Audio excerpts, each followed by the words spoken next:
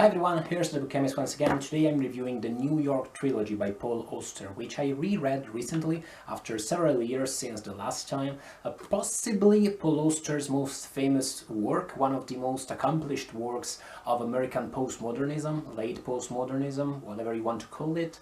And I call the New York Trilogy, I define it as possibly the most fun treatise on semiotics you are ever going to read, and possibly the least fun detective novel you're ever going to read. When I say least fun, I do not mean as in bad. Of course, it's the New York Trilogy. I love this book. I think it's an amazing read. I say as in that the detective element of this story, this is often sold occasionally, not my edition, but some editions also feature covers that remind and refer to Golden Age detective fiction, classic pulp detective fiction.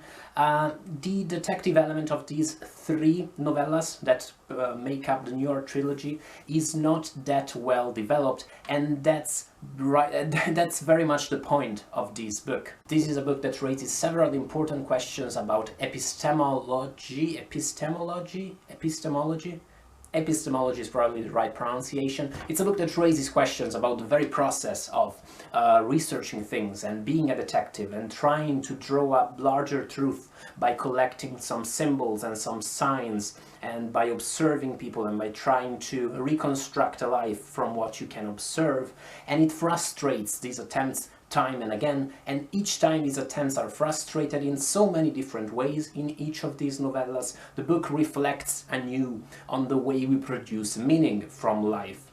The detective element in these novellas is an excuse, is a sort of a metaphor for the way we create meaning in everyday life, both through literature and through written sources, and through really just by wandering around the streets of our towns and by reading the buildings around us, reading the weather, reading the world. All of these reflections on meaning making stem from the fact that this, once more, is very much a treatise on semiotics, the study of signs and symbols. The Shadow of the Torturer by Gene Wolfe, also some fantasy novel I reviewed last week, has this passage in which the narrator says that he had always thought that humans invented symbols and signs, but at one point he realized that symbols create us, and that symbols are what create society, are what create our perceptions of ourselves, are not just things we use to navigate the world, are really very much things we use to create our own selves.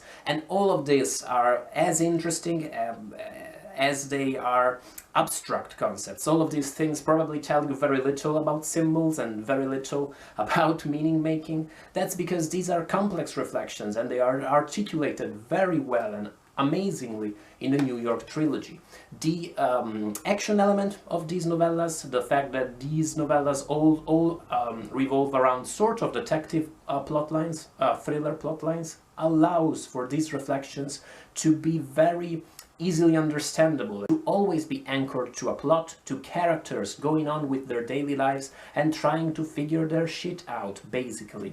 This book never has its head too much up its own ass, even though some people, to some reader, will look for more straightforward narratives. These might seem like the kind of book that it's a bit too self-absorbed with itself and with its own reflections. I do not think that is the point, except to the extent in which the New York Trilogy is also a study of obsession, on the way obsessions twist our thoughts and deviate our thoughts and our purposes.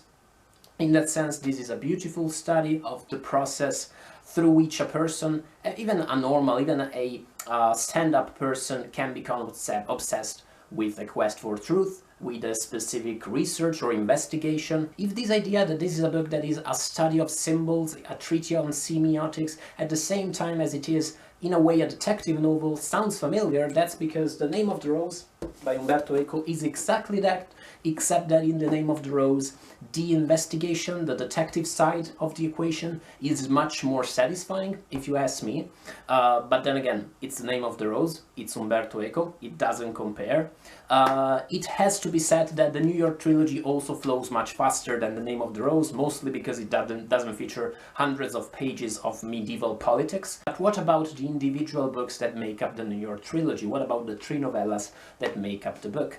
Is this an actual trilogy? Are the books connected with each other? They are and they are not. They are, but I have a sneaking suspicion that they are on levels I do not quite understand. It seems to me that the third novel, The Locked Room, refers back to the first 2, but mostly in very superficial ways that are, I think, meant to, you know, take you off track when you try to reconstruct what's going on in this third novella. But don't take my word for it. I mean, there's so much being written on the New York trilogy. If you find this book engaging, if you're fascinated by its mysteries and its deep meaning, this is a great occasion to check out websites such as JSTOR or ProQuest and read what the state of research on this novel is in the world of academia, or even just read a few articles about it online and delve deeper into reviews and the lore surrounding this book. City of Glass, the first novella in the trilogy, is, in my opinion, probably the strongest and among the strongest pieces of writing by Auster I've ever read.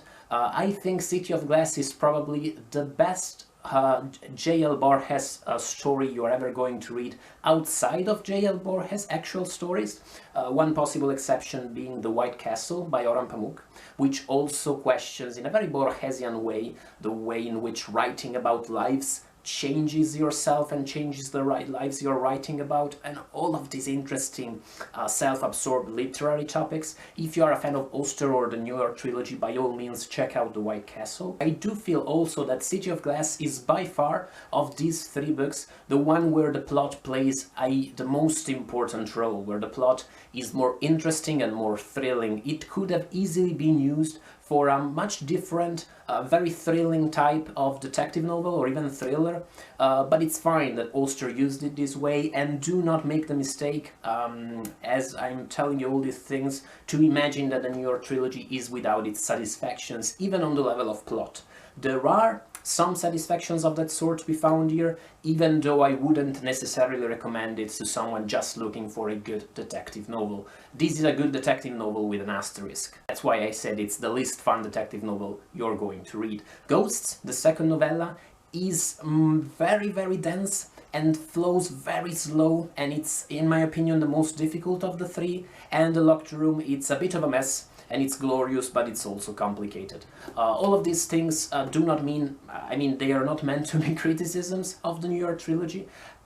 My only possible criticism of this book is that I wonder why it's called the New York trilogy. It's definitely a more catchy name than the trilogy of books about semiotics but also investigations, but at the same time it doesn't seem to me that New York plays a very important role in this book at all. It does play a part in City of Glass, but not much of any part whatsoever in the other 2 novellas. And even in City of Glass, I guess it makes sense that it's set in New York. If it had to be set in America, I'm guessing New York is in a way different to other American metropolis in many ways, but that story could have easily been set in London or even Milano without losing much of its meaning, without losing any of its meaning, I think. What do you think, though? Do you see much more New Yorkness in the New York trilogy than I do? And what do you think about the book in general? Let me know what you think about it, about Auster, in the comments below. I'm eager to discuss it.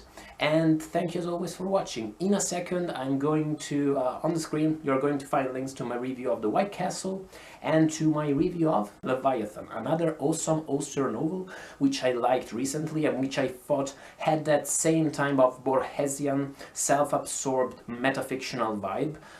The Locked Room, by the way, the third novella in the New York trilogy, is in my opinion very much an early draft of Leviathan, or anyway I can see some clear parallels, even in the plot of these 2 stories between the 2. But once more, let me know what you think about all this. If you like the video, please subscribe, and I'll see you in the next one. Bye guys.